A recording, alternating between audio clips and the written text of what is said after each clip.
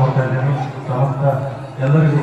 ಯಾಕೆಂದರೆ ಸಮಯ ಆಗ್ತಿರೋದ್ರಿಂದ ಒಂದೆರಡು ಮಾತನ್ನು ಮುಗಿಸ್ತೀನಿ. ಸ್ವತಂತ್ರ ಸಿಕ್ಕಿ 80 ವರ್ಷ ಕಳೆದಿದೆ.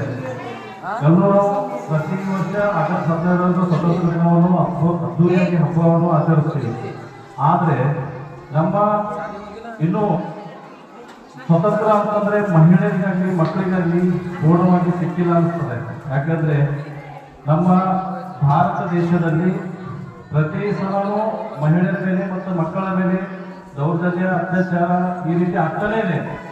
ಸೊ ಇದನ್ನ ನಾವು ನೋಡಿದಾಗ ಇನ್ನೂ ಸ್ವತಂತ್ರ ಸಿಕ್ಕಿಲ್ಲ ಅಂತ ನಮ್ಗೆ ಅನಿಸ್ತದೆ. ಬಟ್ ನಮಗೆ ಸ್ವತಂತ್ರ ಸಿಕ್ಕಿದ್ದು ಬ್ರಿಟಿಷರಿಂದ ಮಾತ್ರ ಸ್ವತಂತ್ರ ಸಿಕ್ಕಿದೆ. ಬಟ್ ಒಳಗಡೆ ಇರುವಂತಹ ಜನತ ಹುಳಗಳದಿಂದ ಸ್ವತಂತ್ರ ಸಿಕ್ಕಿಲ್ಲ ನಮಗೆ.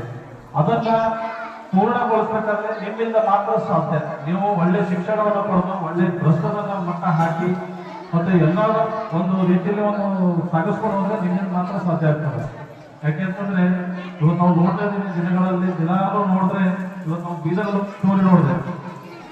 ಕೇವಲ ಒಂದು ತಾಯಿ ಮಗನ್ನೇ ಕೊಂಡ್ರಂತೆ. ಇಂಥ ಘಟನೆಗಳಾದಾಗ ಮಕ್ಕಳಿಗೆ ಸ್ವತಂತ್ರ ಇದೆ.